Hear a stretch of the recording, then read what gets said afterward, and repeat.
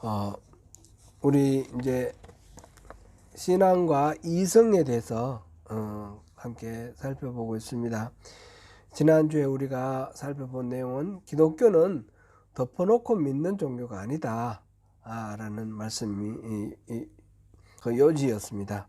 하나님이 주신 이성을 가지고 면밀하게 분석하고 사고하여서 합리적인 판단을 하고 그 말씀이 진실한가 아닌가 살펴보고 그 진실성을 믿는 것입니다.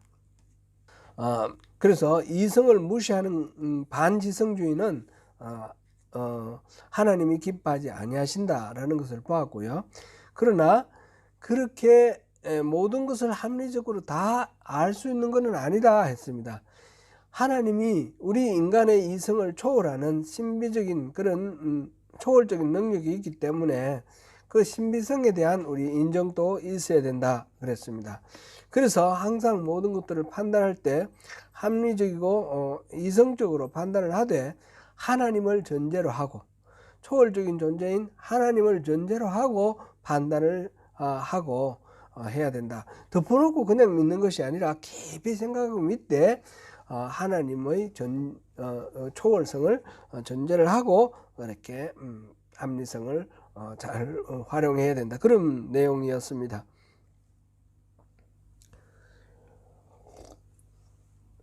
오늘은 우리의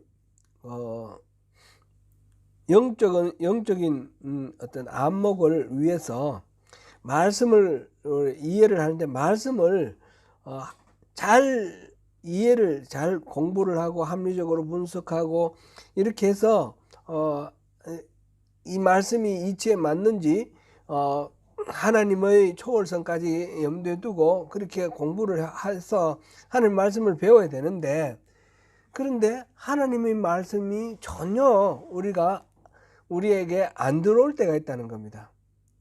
그거는 어떨 땐가, 그 중에 가장 기본적인 거를 지금 오늘 볼 텐데, 가장 지배적인 신앙관, 그 시대 그 당시에 가장 지배적인 신앙관, 신앙이라고 해서 다 타당한 것이 아니다라는 그런 이야기가 되는 겁니다. 그냥 유행하고는 좀 다른데요. 유행하고는 좀 다른데 그 당시에 다들 신학자나 목사나 다 그렇게 믿는다고 해서 그런 식으로 그냥 별 생각 없이 따라가면 오류에 빠질 수가 있다는 겁니다. 그렇게 되면 하나님이 하시는 말씀을 못 알아듣고 엉뚱한 행동을 할 수 있다라는 것입니다. 그거를 오늘 한번 또 이 성경 말씀 통해서 한번 살펴보도록 하겠습니다. 그러한 예가 가장 전형적으로 나타나 있는 것이 예레미야서입니다. 오늘 본문 이 부분입니다. 예레미야 시대의 유다 백성들은 열심히 안식일을 지키고 안식일날 성전에 가서 제물을 바치면서 하나님을 예배했습니다.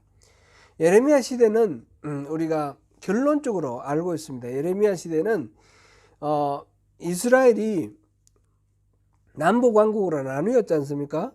북왕국은 이스라엘이라고 이름을 했고 남왕국은 유다라고 이름했는데, 북왕국 이스라엘은 아수르라는 강대국에 의해서 멸망당했습니다.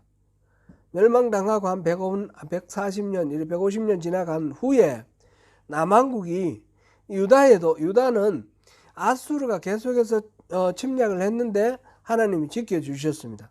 그런데 이제는 바벨론이라는 나라, 아수르를 멸망시키고 새롭게 등장한 강대국 바벨론이라는 나라가 이 남왕국 유다를 멸망시킵니다.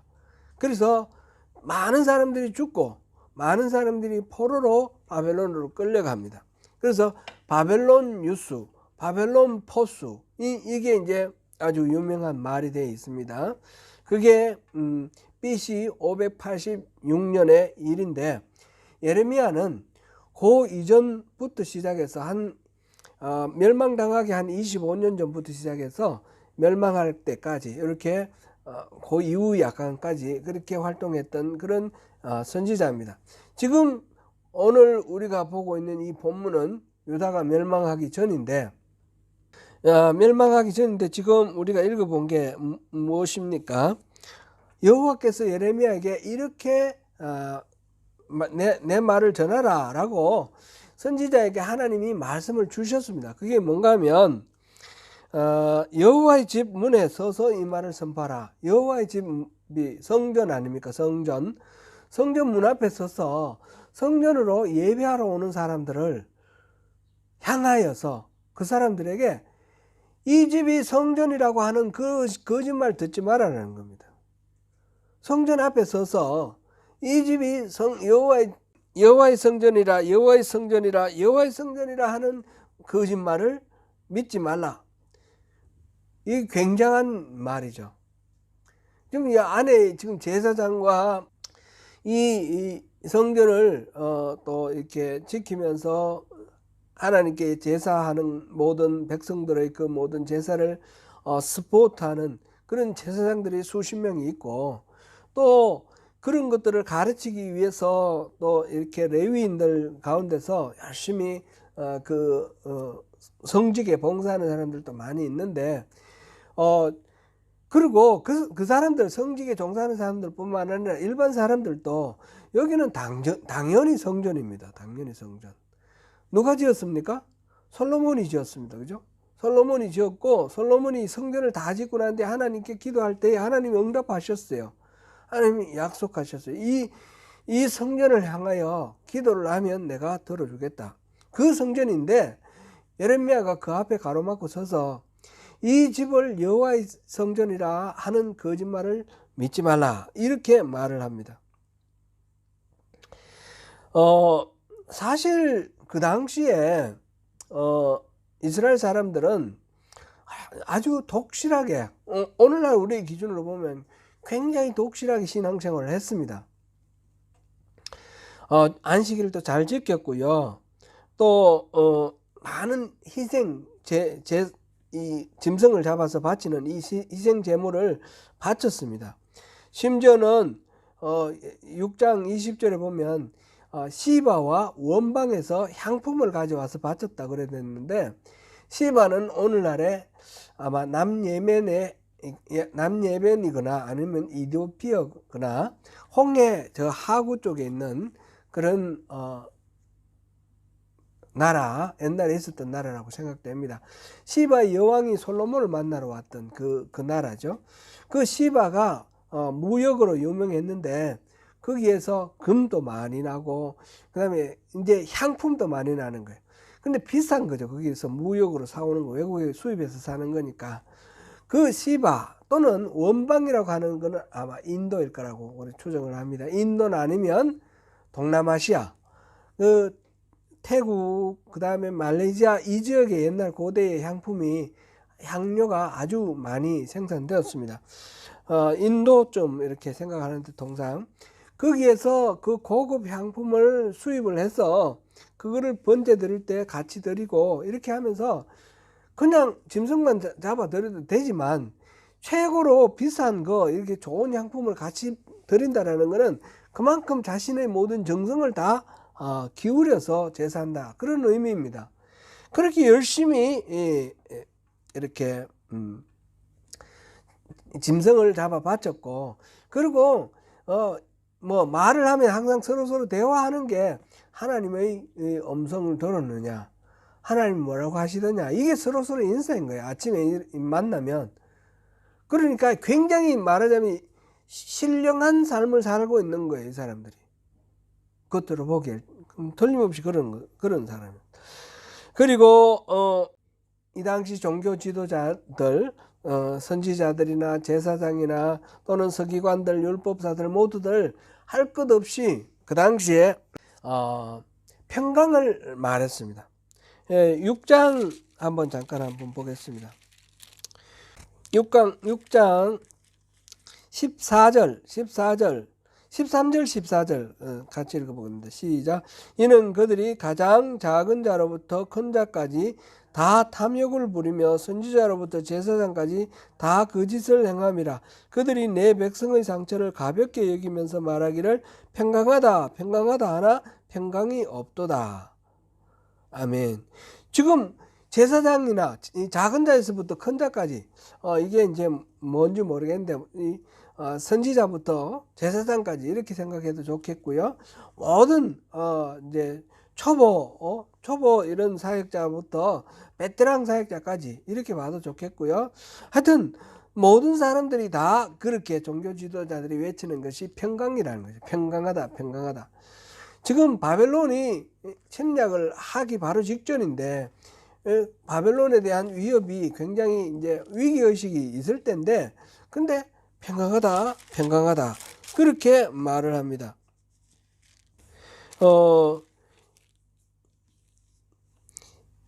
그들은 모두 나름대로 성경적 근거를 가지고 그렇게 외쳤습니다.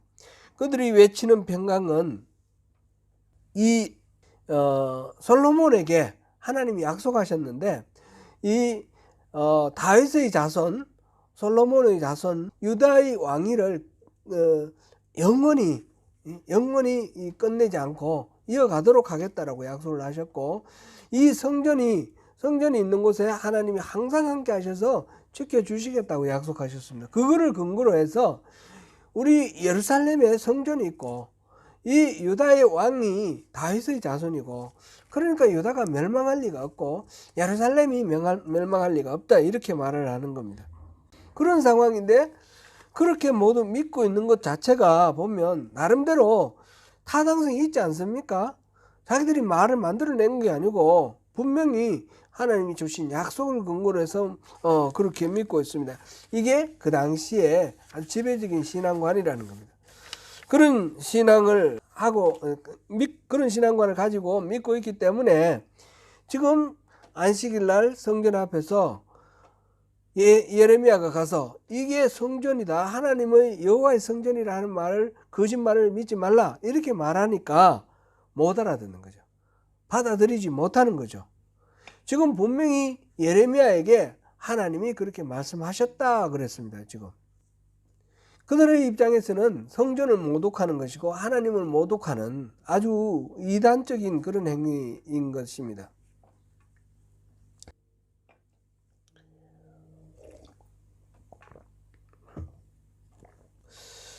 그리고 이 예레미야는 이 평강을 계속적으로 외치는 이 사람들에 대해서 작은 자로부터 큰 자까지 다 거짓을 말한다라는 거 6장 7절 8절 우리가 봤죠.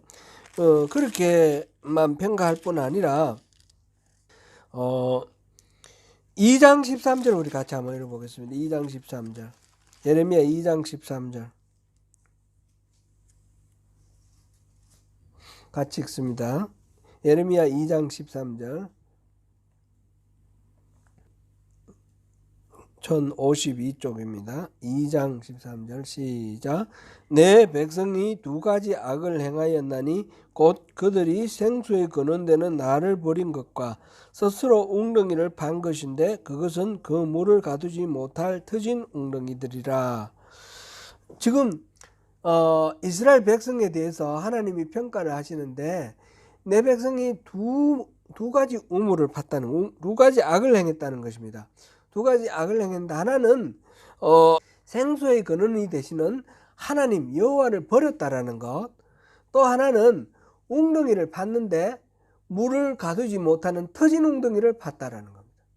둘 다 두 가지 악을 행했으니까 하나님을 버리는 것, 그 다음에 자기 나름대로 하나님 대신에 자기 나름대로 단돌이 한다고 웅덩이를 팠는데 그런데 그건 착각이라는 거죠. 그거는 터진 웅덩이라서 물을 가두지 못한다.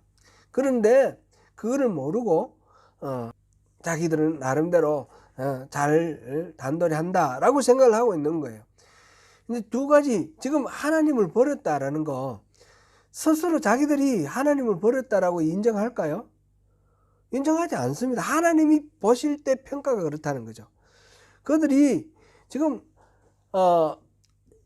짐승을 많이 잡아서 제사를 드린다 그랬고 멀리 시바와 원방에서 향품을 수입을 해서 제 번제 드릴 때 같이 드린다 그랬고 안식일을 빠짐없이 지키고 이렇게 하는 모든 전반적인 그런 신앙 행위를 봤을 때는 하나님을 버렸다고 생각을 안 합니다. 분명히 하나님을 잘 섬긴다라고 자기들은 자부하고 있을 겁니다. 그런데 하나님이 보시는 평가는 저들이 나를 버렸다. 저들이 말하는 게 전부 거짓말이다. 제사장과 선지자 전부 다 거짓말이다. 거짓말을 말한다. 이 성전도 거짓말이다. 이 성전이 아니다. 이렇게 되어 있습니다. 그러니까 그 당시 사람들, 종교 지도자나 일반 백성들이 생각하는 지배적인 신앙관은 이런데 하나님이 보실 때는 다 이게 가짜고 거짓말인 거예요. 그러니까 남들이 다 그렇다고 믿고 있으니까 하나님 말씀하시는 거 듣긴, 예레미야가 얘기를 하니까 들어야 되는데 들어보니까 그럴듯하긴 하는데 또 다른 사람 말 들어보니까 다 안 그렇다 그러거든요. 선지자부터 제사장까지 다 아니라고 그러니까 이 사람들 말 듣고 예레미야를 배척하는 거죠. 예레미야를 배척하고. 그러다 보니까 하나님은 예레미야에게 말씀하셨는데 예레미야를 배척하니까 하나님 말씀 못 듣는 거죠. 그 당시에 지배적인 신앙관을 가지게 되면 그게 갇히게 되면 하나님이 말씀하셔도 못 들을 수 있다는 겁니다. 이게 오늘 우리가 살펴보는 이제 말씀과 이성의 관계에서 우리가 하나님의 말씀을 잘 분별을 해서 하나님 말씀이 이게 맞는가 아닌가를 구분하는 데 있어서 큰 장애물이 그 시대의 지배적인 신앙관이라는 겁니다. 그 시대의 지배적인 신앙관 때문에 우리가 하나님 말씀을 제대로 분별을 못하고 엉뚱하게 오해할 수가 있다는 겁니다. 발성을 바꾸면 좀 나아진다고 그러는데 발성을 이게 바꾸는 게 저절로 이렇게 딱 제자리로 돌아가지 않습니까? 그러니까 참 어렵네요. 이건 예레미야 시대 때 이야기고 예수님 당시도 마찬가지입니다. 예수님 당시도 요한복음 우리 한번 찾아보겠습니다. 요한복음 8장 요한복음 8장 우리 31절부터 먼저 읽어봅니다. 같이 읽습니다. 시작. 그러므로 예수께서 자기를 믿은 유대인들에게 이르시되 너희가 내 말에 거하면 참으로 내 제자가 되고. 아멘. 그 다음 쭉 나오는 이야기가 누구에게 한 이야기입니까? 이 예수님의 말씀을 듣는 사람들은 누굽니까? 자기를 믿은 유대인들, 예수님을 믿은 유대인들입니다. 그런데 이제 쭉 넘어가서 48절을 한번 보겠습니다. 시작. 유대인들이 대답하여 이르되 우리가 너를 사마리아 사람이라 또는 귀신이 들렸다 하는 말이 옳지 아니하냐. 요 너를이라는 것은 예수님을 가리켜 하는 말이에요. 유대인들이 우리가 너를, 예수님을 사마리아 사람이라 또는 귀신이 들렸다 이렇게 말을 한다 이 말이에요.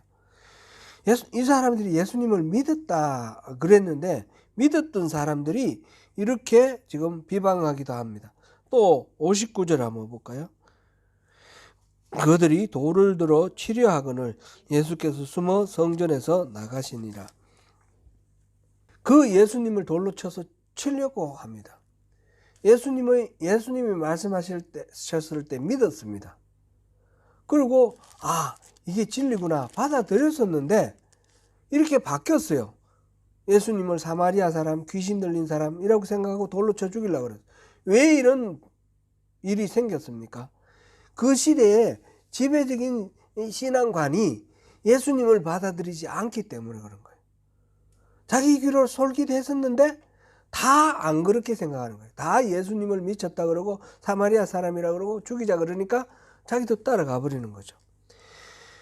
오병이어의 기적과 같은 그런 예수님의 그 놀라운 기적을 경험하고 그리고 예수님을 따르던 사람들도 예수님께서 내 살과 피를 먹으라, 먹고 마시라 그렇게 했더니 모두들 이 말이 참 어렵다, 이해할 수가 없다 그러고 다 떠나갔습니다. 그죠? 예수님의 살과 피를 먹으라는 것은 이 살점을 띄워주겠다는 이 말이 아니고 예수님을 정말 믿으라는 거죠. 그래서 예수님이 그 말씀과 예수님의 가르침이 자기들의 살과 피가 되도록 하라는 거예요. 저 안쪽으로 예수님을 믿고 순종하는 그런 삶의 변화를 가져야 된다. 그런 말씀을 하시는데 이렇게 됐습니다. 왜 그렇습니까? 빛이 비추는데 어둠이 그 빛을 깨닫지 못했기 때문이라고 요한복음 1장 5절에서는 말씀했습니다. 영적으로 그 당시 이렇게 지배적인 신앙관에 사로잡혀 있으면 이 하나님 말씀 성경으로나 아니면 다른 어떤 선지자의 음성을 통해서나 이렇게 우리에게 주어질 때에 그거를 받아들이지 못하고 이 지배적인 신앙관에 따라 휩쓸려서 그거를 물리치게 된다는 거죠. 그것을 받아들일 수 있는 영적 안목이 흐려져 있다. 그런 이야기가 되는 것입니다. 영적인 눈이 이렇게 가려져 있으면 하나님의 음성을 듣지 못합니다. 하나님은 어느 시대건 여러 가지 방법으로 하나님은 말씀하십니다. 하나님이 말씀하시는 방법은 오늘날 같으면 이 성경으로 분명히 말씀하시고요. 그 외에 우리가 기도할 때 또 여러 가지 하나님이 직접 마음에 심금을 울려서 감동해 주시고 영적 타치를 통해서 말씀해 주시는 그런 경우들이 있습니다. 그 모든 경우에 지배적인 신앙관에 이렇게 매몰되어서 영적 분별력이 어두워지면 하나님이 그렇게 말씀해 주시는 그 음성을 들을 수가 없다라는 것입니다. 에레미야 시대로 다시 돌아가서 한번 보겠습니다. 에레미야서 6장 16절 17절 읽어보겠습니다. 같이 6장 16절 17절입니다. 시작. 여호와께서 이와 같이 말씀하시되 너희는 길에 서서 보며 옛적 길 곧 선한 길이 어디인지 알아보고 그리로 가라. 너희 심령이 평강을 얻으리라 하나 그들의 대답이 우리는 그리로 가지 않겠노라 하였으며 내가 또 너희 위에 파수꾼을 세웠으니 나팔 소리를 들으라 하나 그들의 대답이 우리는 듣지 않겠노라 하였도다. 옛적 길 선한 길은 그걸 보고 가라 그랬는데 옛날에 난 길 신장로 말고 옛날 길을 가라는 뜻일까요? 그런 게 아니겠죠. 그 옛적에 하나님이 말씀하셨던 우리가 따라야 할 길도 그건 말하자면 성경 말씀이에요. 옛날에 나온 말씀 그거를 묵상하고 따르라 이런 말씀이에요. 신명기 30장 우리 한번 보겠습니다. 신명기 30장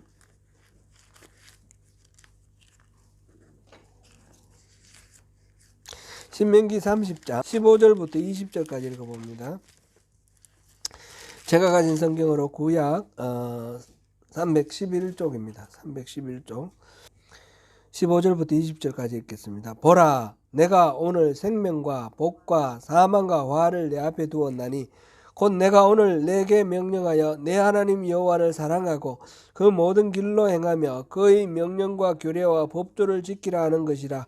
그리하면 내가 생존하며 번성할 것이요 또 내 하나님 여호와께서 내가 가서 차지할 땅에서 내게 복을 주실 것임이니라. 그러나 내가 만일 마음을 돌이켜 듣지 아니하고 유혹을 받아 다른 신들에게 절하고 그를 섬기면 내가 오늘 너희에게 선언하노니 너희가 반드시 망할 것이라.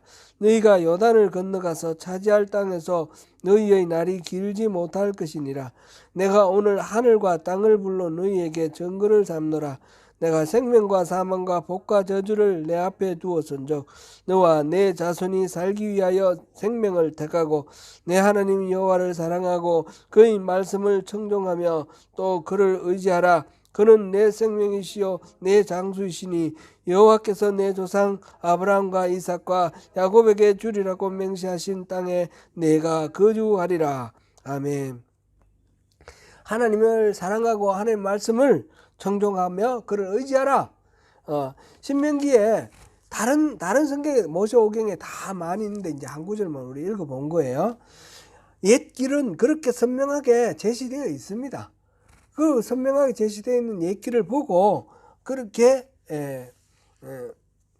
따라가면서 우리가 평강을 얻으라. 지금 하나님께서 말씀하십니다. 예레미야를 통해서. 그리고 너희 위에 파수꾼을 세웠으니, 파수꾼은 주로 이제 선지자들을 일컫는 거죠. 선지자는 지금 예레미야예요, 그죠? 여기서는 예레미야를 파수꾼을 세웠으니까 그의 말을 들으라. 그렇게 지금 하나님 말씀하십니다. 근데 이들의 반응은 뭡니까? 우리가 듣지 않겠노라, 그리로 가지 않겠노라, 이렇게 했어요. 실제로 그렇게 했을까요? 그 사람들이 말로 지금 막 하나님이 이런 옛날에 이런 말씀을 해주는데 그 길로 가라 이렇게 말하는데 우리 그 길로 안 갈래요, 이렇게 말했을 거라고 생각하십니까? 그렇지는 않을 겁니다. 분명히 말로는 아멘 아멘 했을 겁니다. 근데 실제로 삶으로 전혀 그 말을 따르지 않고 자기 고집대로 갔다라는 거죠. 영적인 눈이 가려지면 이 다른 사람들 다 그렇게 사니까 우리가 신앙생활 하면서 이게 이제 주의해야 될 부분입니다. 다 신앙생활이 이런 건 줄 알고 다 그렇게 하니까 그냥 아무 생각 없이 따라가면 안 된다는 겁니다. 그래서 이성을 활용을 해야 됩니다. 이성을 활용해서 성경에서 하시는 이 말씀을 그냥 문자 그대로 아무 의미 없이 그냥 받아들이는 게 아니라 지금 방금 그 길로 가지 않겠노라, 우리가 듣지 않겠노라라는 거를 그 의미가 말로 그런 게 아니라 삶으로 그렇다라고 우리가 해석하지 않습니까? 이런 식으로 해석을 해야 되는 겁니다.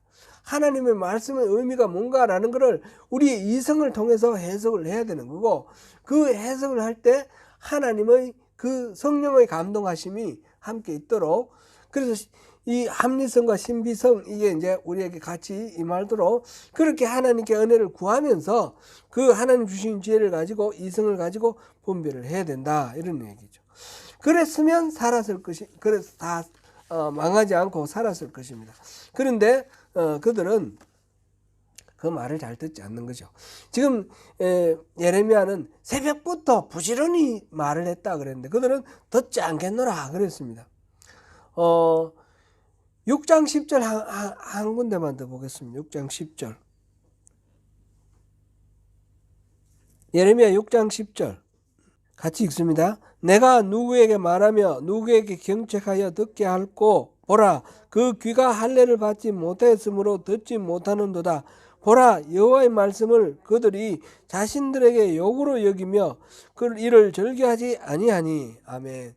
하나님이 말씀하시는 그 말씀을 들으면서 저 사람이 나한테 욕한다라고 그렇게 말한다는 거죠. 하나님이 욕한다고 하는 게 아니라 그 말을 전하는 사람에게 기분 나쁘게 욕한다. 우리 마음에 뭔가 이 하나님 말씀이 선포될 때에 내가 원하는 말씀이 아닐 때 기분 나쁘게 생각하고 나를 갈구네, 욕하네, 이런 식으로 받아들일 수가 있는 겁니다. 그런 경우를 지금 얘기를 하고 있는데, 자기가 평소에 생각하고 있는 이 신앙관 이것을 너무 지나치게 이렇게 의존을 하면 그런 수가 있습니다. 예수님 시대도 마찬가지입니다. 예수님 시대에 유대인들은 성경을 열심히 연구를 하고 그 말씀대로 살려고 613가지 규정도 정해놓고 늘 그 말씀을 주야로 묵상하고 살았는데, 그런데 그 성경 말씀이 계시하는 바 예수 그리스도를 어떻게 대우했습니까? 십자가에 달아 죽였습니다. 분별을 못하는 겁니다. 지배적인 신앙관, 그 당시 모두들 다 그렇게 믿고 있으니까, 남들이 다 믿고 있으니까 이게 위험하다는 겁니다. 그렇다고 해서 남들이 믿는 거는 다 틀렸다 이 말이 아닙니다. 남들이 믿는 거 다 전체적으로 지배적인 신앙관이 맞습니다. 맞는데 그게 대체로 답입니다. 근데 그것 때문에 하나님이 주시는 말씀을 못 듣는다면 이거는 장애물이 되는 겁니다. 오늘날 우리 신앙에서 이거를 또 어떻게 적용해 볼까 생각을 해보는데, 이건 제가 좀 많이 여러 가지로 신경이 많이 쓰여서 굉장히 조심스럽습니다. 오늘 본문 예레미야 7장 5절 6절 7절 한번 읽어보겠습니다. 5절, 6절, 7절 시작. 너희가 만일 길과 행위를 참으로 바르게 하여 이웃들 사이에 정의를 행하며 이방인과 고아와 과부를 압제하지 아니하며 무지한 자의 피를 이곳에서 흘리지 아니하며 다른 신들 뒤를 따라 화를 자초하지 아니하면 내가 너희를 이곳에 살게 하리니 곧 너희 조상에게 영원 무궁토록 준 땅이니라. 아멘. 지금 하나님께서 말씀을 주시면서 이스라엘 사람들이, 이 유다 사람들이 성전에 예배하러 오는 것을 가로막으면서 하는 말씀이에요. 이 성전을 여호와의 성전이라 하는 거짓말을 믿지 마라. 그러면서 그 다음에 하는 말씀이 길과 행위를 바르게 하고 이웃들 간에 정의를 행하고 나그네와 과부와 고아를 이렇게 압제하지 않으며 잘 보살핀다는 뜻이겠죠. 무지한 자의 피를 흘리지 않게 하고 그 다음에 다른 신을 뒤를 따르지 않는 것. 다른 신들 이거는 우상숭배를 얘기하는 거 분명하게 확실하고요. 그 다음에 무지한 자의 피를 흘리지 않는다. 이거는 재판을 생각하면 좋겠습니다.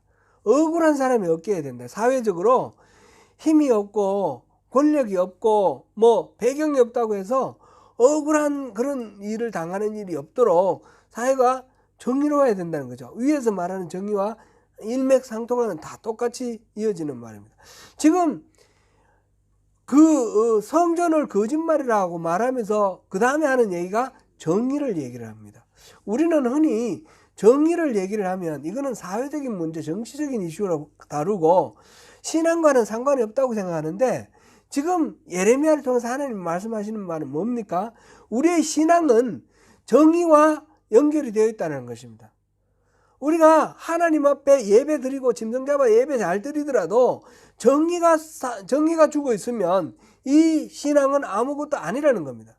그래서 그 바로 이에 우리가 안 읽어봤지만 9절 한번 보겠습니다. 너희가 도둑질하며 살인하며 간음하며 거짓 맹세하며 바알에게 분향하며 너희가 알지 못하는 다른 신들을 따르면서 지금 보니까 도둑질, 살인, 간음 이런 사회적인 어떤 하나님이 주신 율법을 해치는 정의를 깨뜨리는 것을 말합니다. 우상숭배나 정의를 깨뜨리는 것, 이것 전부 다가 하나님을 바로 섬기는 바른 신앙에서 결정적인 어떤 장애가 되는 것입니다. 그러므로 우리가 이 신앙생활을 우리 한국 교회의 이 지배적인 신앙관 그거를 어떻게 정리를 해볼까 생각해 보면 이제 우선적으로 나중에 결론적인 거는 또 다시 말씀드리고 우선적으로 이게 너무 이른바 복음주의라는 이런 말 속에 개인주의, 이기주의가 많이 들어 있습니다. 그리고 어떤 반지성적인 그런 경향이 많이 있습니다. 어떤 권대원이라는 기자가 기록한 어떤 작은 아티클인데 한국 교회는 어쩌다 정의를 외면하게 됐나 그런 제목으로 아티클을 썼는데 보니까 4가지 이유를 들었어요. 나름대로 좀 일리가 있다 싶어서 제가 말씀을 드립니다. 첫 번째는 권력에 대한 숭배와 타협. 한국 교회는 권력에 대한 숭배와 타협의 성향이 있다라는 겁니다. 제가 너무너무 제가 신앙생활을 시작하기 전에 큰 장애가 되었던 그런 사건이 있었는데 그거는 1980년 8월 6일 조찬 기도회입니다. 그 전두환 무리가 광주 민주화 사건 때 그때 정확히 몇 명인지는 모르지만 하여튼 수백 명은 됐죠. 나중에 이제 수백 명 그거는 숫자는 나왔는데 그 당시로 우리가 이제 소문을 듣기는 수천 명이 죽었다라는 거예요. 군인들이 들어가서 수천 명을 죽이고 그렇게 말하자면 적을 방어하기 위해서 국민이 세금으로 만든 군대가 자신들의 권력을 잡기 위해서 백성들을 공격한 그런 이유는 그쪽에서 광주에서도 무장을 했으니까 그래서 따져보면 거기도 따질 부분이 많지만 꼭 그렇게 해야 되느냐죠. 백성들인데 무력으로 그렇게 진압을 해야 되느냐죠. 그거는 사실 정말 선택할 수 없는 그런 길인데, 그 사건이 끝나고 난 뒤에 바로, 그러니까 5월 말에 29일인가 이렇게 이제 끝났잖아요. 그리고 한 석 달 못 됐습니다. 그랬는데 한국 교회의 대표적인 지도자들, 뭐 누굽니까? 강원용 목사부터 시작해서 하여튼 제가 이름이 생각이 안 납니다. 뭐 그 당시 한국교회 대표적인 목사들이 모여가지고 조창 기도를 했는데, 그 조창 기도를 하면서 우리 조국을 위해서 기도하고 기독교를 위해서 기도하고 전두환 장군을 위해서 기도를 하는 거예요. 전두환 장군이 막 민족의 영웅인 것처럼 그렇게 기도를 하는 거예요. 너무너무 참 교회가 너무 할 일을 반대로 하고 있다라는 그런 생각이 들었어요. 그 다음에 뭐 다시 한 것들, 그 다음에도 많은 여러 가지들이 있는데, 교세를 확장하는 데 도움이 되고 힘을 얻을 수 있으면 그런 것을 이렇게 지향하는 그런 경향들이 있습니다. 대를 위한 소를 희생하는 번영주의, 약자와 소외자에 대한 관심이 없다라는 겁니다. 그 다음에 세 번째는 교회 내 팽배한 정건대성과 반지성주의, 지난주에 한번 오래 다뤘고, 그 다음 네 번째, 정의가 신앙의 본질과 상관이 없다는 생각. 오늘 지금 제가 말씀드린 것과 연결이 되는 그런 부분입니다. 정의를 정치의 이슈로 생각하는 그런 생각. 신앙의 본질과 상관없다고 여기는 것. 가장 비근한 예로 생각하면 세월호 사건 났을 때에 교회가 보인 태도는 너무너무 실망적이고 마음 아픈 일이에요. 그 수학여행 가던 아이들이 300명 이상 죽었습니다. 그런데 그 원인을 정확히 잘 파악을 못하고 그걸 조사하자 그러는데, 이 특별법을 만들자 그러는데 처음에는 막 열심히 돕다가 어느 순간부터 그거를 탄압을 하는 거예요. 그래서 그 부모들이 대통령 면담을 요구를 하고 가는데 그거를 가로막는 거예요. 그러면 가운데서 그 모든 과정에서 이 모든 것들을 정치적으로 해석을 하는 거예요. 사실은 정치적인 활동이 아니었는데 나중에는 정치적으로 돼버렸어요.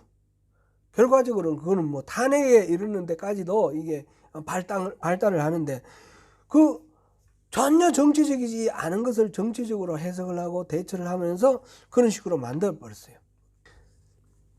지금 이태원에서 그 할로윈 데이에 일어난 그 사건, 거기에 대해서도 158명인가요? 그런 젊은이들이 놀러 갔다가 죽었어요. 그랬는데 그 일에 대한 지금 교회의 태도들도 마찬가지입니다. 거기에 대해서 문제 제기를 하고 해결을 요청을 하고 하는 것에 대해서 다 정치적으로 해석을 하는 거예요. 그 신앙과 상관이 없고, 그래서 빨갱이고 종북이고, 그 피해자들의 부모들이 무슨 종북이고 빨갱입니까? 그런 식으로 하는 데 대해서, 정부가 어떻게 하는 데 대해서 정의를 바로 세우는 것이 교회가 돼야 되지 않습니까? 교회는 이 시대의 흐름을 뛰어넘어서 하나님의 정의를 세우는 그런 역할을 해야 되는데, 교회가 너무너무 잘못하고 있습니다. 사랑의 교회가 막 너무너무 멋있는 3천억인가 4천억인가 들여서 화려한 성전, 그 교회를 지었는데, 그 교회를 지을 때에 이 도로를 다른 도로를 기부 체납하는 조건으로 도로를 점용 허가를 이렇게 받았는데, 그것이 부당하다 해서 결국은 대법원까지 가서 그거를 반환하라 그랬는데, 대법원 재판 나온 지, 판단 나온 지 거의 뭐 한 10년 돼 갈 겁니다. 그런데 그걸 돌려주지 않아요. 돌려줄 수도 없어요. 왜냐하면 그 밑에 지하 본당이 들어가 있으니까. 왜 처음부터 그렇게 발상을 그렇게 하느냐 이거죠. 그것이 정의에 대한 생각이 없어서 그런 거 아닌가. 우리 교회에 유익하면 어떻게든지 그 구청에 있는 사람들 삶으면 되는 거고, 정의에 대한 생각이 없기 때문에 그런 것 아닌가요? 요즘 기독교에서 각광을 받고 있는 정광훈이라는 사람이 그 지역에 아파트 재개발하고 주택가 재개발하는데 그 일은 알박기를 해가지고 얼마 안 주면 안 한다 그래가지고, 그래서 재판을 막 주변 사람들 재판 걸고 해가지고 막 이렇게 하는데 가스통까지 들고 나와가지고 저항을 했어요. 교회가 그렇게 해도 되는 겁니까? 교회가 그런 걸 보면서 참, 그래도 교회에서는, 한국 교회에서는 정광훈을 욕하지 않아요. 이게 너무너무 잘못되어 있는데, 이 정의라는 것하고 우리 신앙생활하고 이거를 분리시켜 놓고 이 정의를 부르짖으면 그는 정치 행위를 한다.